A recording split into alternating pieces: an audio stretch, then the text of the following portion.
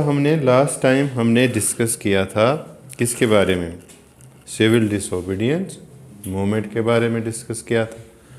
Civil disobedience बहुत ज़्यादा popular रही, ब्रिटिशर्स को इसमें बहुत ज़्यादा लॉस हुआ।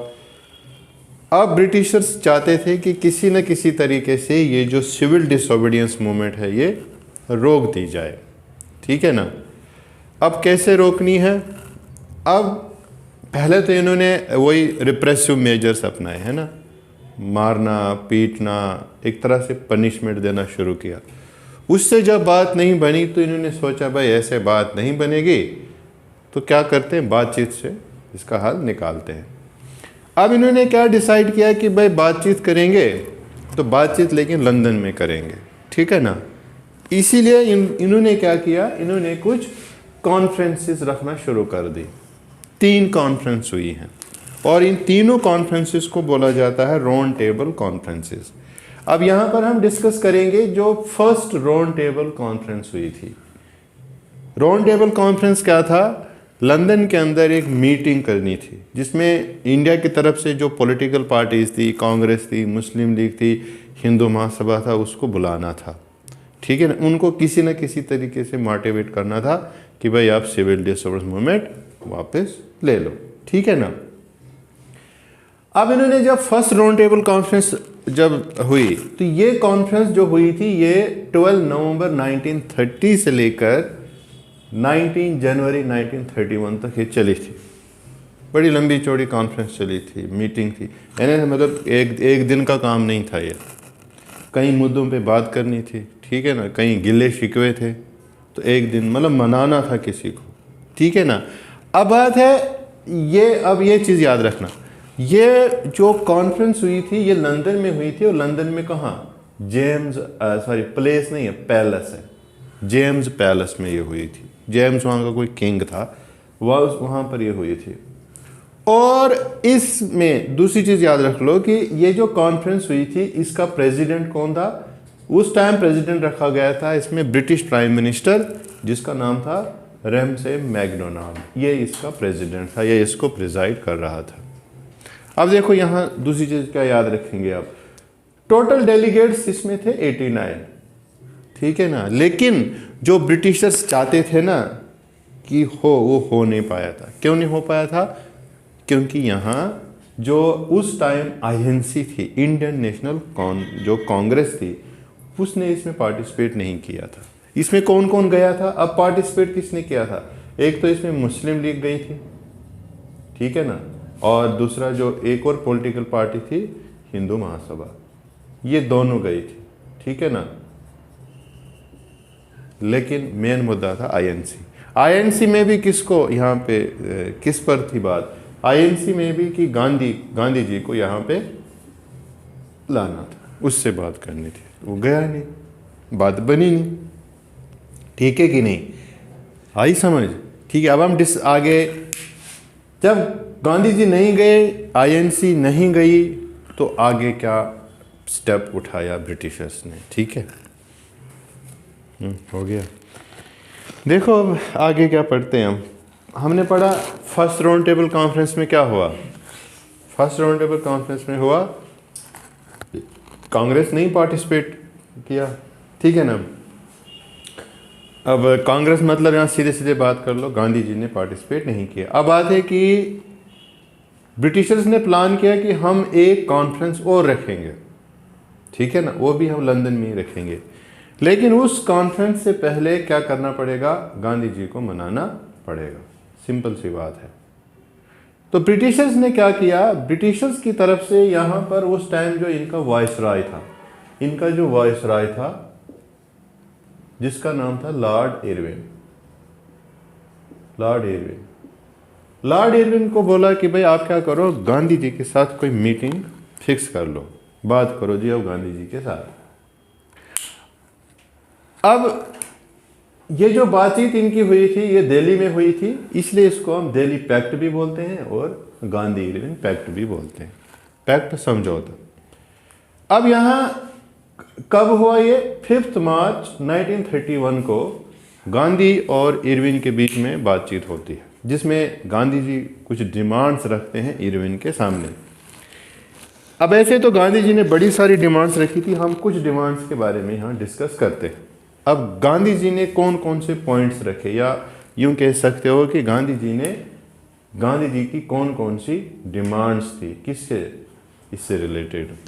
तो पहली जो डिमांड रखी गांधी जी ने कि आप क्या करो, जितने भी आपने हमारे पॉलिटिकल प्रिजनर्स पकड़े हैं, हमारे लीडर्स पकड़े हैं, उनको इमीडिएटली क्या कर दो, आप रिलीज कर लो, उनको छोड़ दो, ठीक है ना।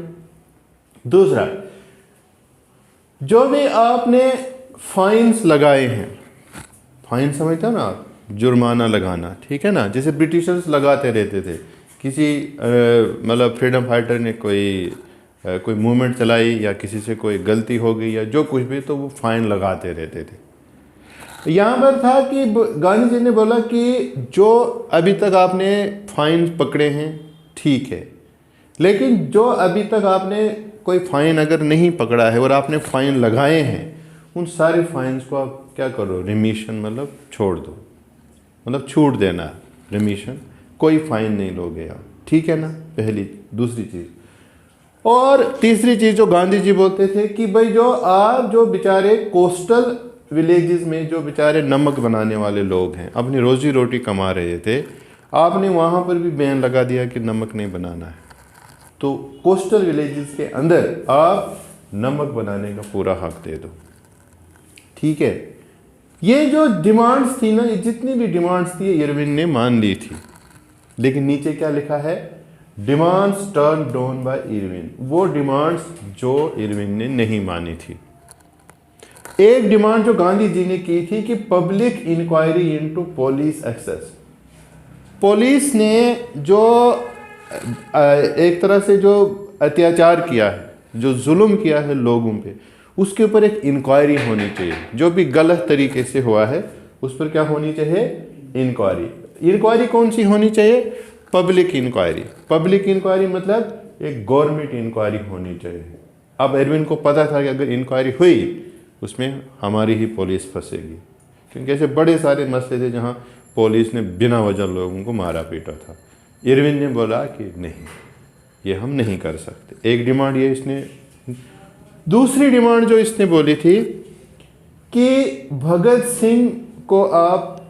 सिंह और उसके जो कॉमरेड से उसके जो साथी थे, उनको आप कॉम्यूटेट कर दो। देखो बेटा, कॉम्यूटेट किसको बोलते हैं, कॉम्यूटेट होता है जिसमें क्या होता है कि कॉम्यूटेट में क्या होता है, करो, देखो कॉम्यूटेट क्या होता है, इसमें क्या होता है बेटा, हमारे जो कॉन्स्टिट्यूशन है ना, उसमें ये दिया हुआ है कि अगर इसमें जो वन फॉर्म ऑफ पनिशमेंट है, वन फॉर्म ऑफ पनिशमेंट को आप चेंज कर सकते हैं दूसरी फॉर्म में। One form of punishment is change into another. Commutation होता है जिसमें एक सज़ा को आप दूसरी सज़ा में चेंज कर सकते हो, ठीक है। ये प्रेसिडेंट के पास कुछ पावर्स होती है, आज के टाइम में ये प्रेसिडेंट के पास कुछ पावर्स होती है। अब उस टाइम भगत सिंह और जो कॉमरेड्स था, जो उसके कॉमरेड्स थे, जो साथी थे ना, उनको उस टाइम और फांसी की सज़ा लगी हुई थी, उनको फांसी होने वाली थी। तो कहा जाता है कि गांधी जी ने डिमांड की थी कि भाई आप क्या करो, भगत सिंह को जो सज़ा मिली है फांसी की सज़ा, वो चेंज कर दो। अगर फांसी की सज़ा है उसकी जगह पर आप उसको उम्र कैद दे दो, चेंज करो उस सज़ा को, ठीक है। कहा जाता है इरविन ने ये डिमांड नहीं मानी थी, ठीक। इन तीन लोगों के लिए कॉमोडेशन मांगी, वहाँ ऊपर हमने पढ़ा कि रिलीज ऑफ पॉलिटिकल प्रिजनर। अब कुछ बुक्स में ये लिखा है कि यहाँ पर जो गांधी जी ने ये वर्ड यूज़ किया था ना, पॉलिटिकल प्रिजनर, यहाँ पर गांधी जी थोड़ा मतलब कुछ कहते हैं कि यहाँ पर वो एक तरह से फंस गए थे। पॉलिटिकल, जब उसने पॉलिटिकल यूज़ किया ना तो इरविन एकदम से मान गया। अगर वो यहाँ पर सीधा यूज़ करता प्रिजनर्स, जितने प्रिजनर्स छोड़ दो, क्योंकि भगत सिंह पॉलिटिक्स से उसका कोई लेना देना नहीं था, वो कोई पॉलिटिकल लीडर नहीं था, he was a just revolutionary था वो, तो कुछ ऐसी बुक्स में लिखा है कि हाँ यहाँ पर शायद गांधी जी को मिस्टेक हुई है। समझ आ रही है? ठीक है बेटा।